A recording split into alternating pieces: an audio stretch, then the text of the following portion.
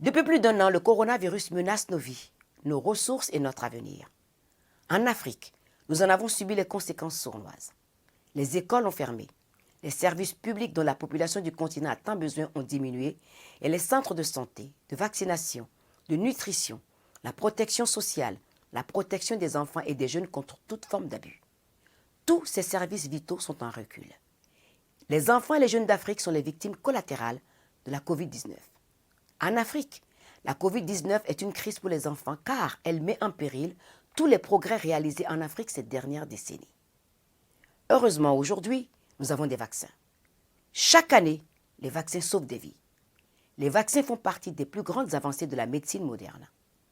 Depuis le XVIIIe siècle, ils ont réduit le fléau de maladies telles que la polio, la rougeole et la varicelle, sauvant des millions de vies.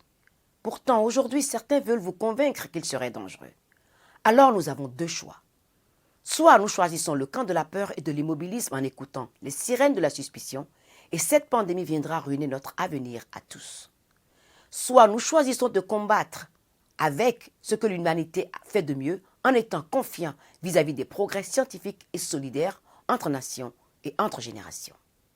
Pour ma part, j'ai choisi mon camp, j'ai choisi le vaccin pour me protéger.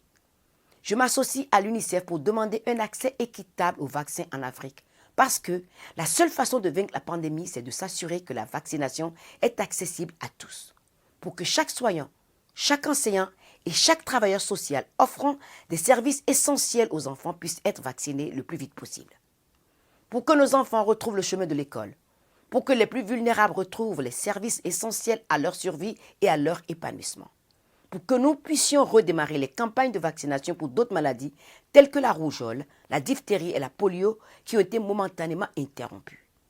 Parce que nous ne pouvons laisser la bataille contre une seule maladie nous faire perdre du terrain dans notre combat contre les autres maladies. Nous sommes ensemble et c'est ainsi que nous gagnerons.